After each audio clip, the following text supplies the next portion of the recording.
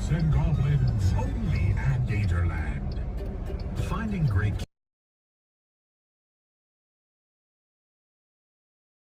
Later on today, in the Heroes Load Zone. Saindo do estacionamento, a gente pega esse trenzinho, digamos assim, para nos levar até onde a gente tem a opção de pegar um Ferry boat ou Monorail. Chegando agora.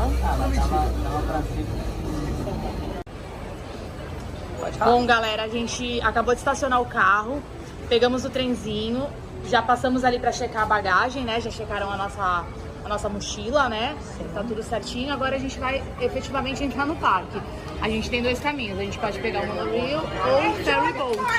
E aqui a gente tem a opção de ir pro Epcot ou pro Magic Kingdom. Isso, no Monorail a gente